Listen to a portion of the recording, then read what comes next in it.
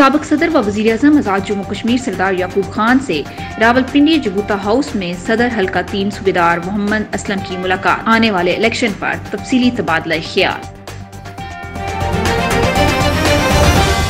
کل جماعتی حریت کانفرنس نے کہا ہے کہ مناسب وقت ہے کہ مقبوضہ کشمیر میں انسانی حقوق کی سنگین خلاف ورزیوں پر بھارت کے خلاف مناسب کارروائی کے لیے اقوام متحدہ سے رجوع کیا جائے۔ کے پی آئی کے مطابق حریت کانفرنس کے ترجمان نے ایک بیان میں کہا ہے کہ بھارت مقبوضہ کشمیر میں آبادی کا تناسب تبدیل کرنے کے منصوبے پر عمل پیرا ہے۔ ترجمان نے مسئلہ کشمیر کو بین الاقوامی فورموں پر اجاگر کرنے اور مقبوضہ کشمیر میں آبادی کا تناسب تبدیل کرنے کے بھارتی عزائم بے نقاب کرنے کے لیے حکومت پاکستان کی مخلصانہ کوششوں کو سراہا ہے۔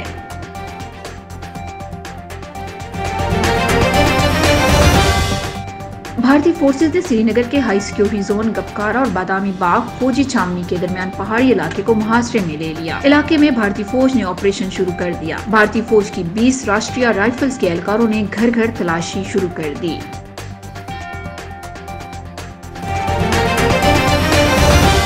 مقبوضہ جموں کشمیر میں کرونا وائرس سے مزید 45 افراد جاں بحق ہو گئے ہیں۔ اس طرح مقبوضہ کشمیر میں کرونا وائرس سے اموات کی کل تعداد 3795 ہو گئی ہے۔ گزشتہ 24 گھنٹوں کے دوران کیے گئے 36,272 کرونا ٹیسٹوں میں 2,237 افراد کی رپورٹیں مثبت آئی ہیں۔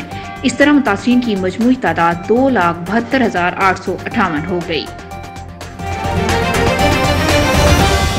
بھارتی فورسز نے جنوبی کشمیر میں گوجر برادری کو ان کے گھروں سے بے دخلی کا آپریشن پھر شروع کر دیا۔ اس سلسلے میں جنوبی کشمیر کے ضلع شوپیاں کے بالائی علاقوں میں بھارتی فورسز نے گوجر برادری کے کئی گھروں کو مسمار کر دیا۔ کئی افراد کو گرفتار بھی کر لیا گیا۔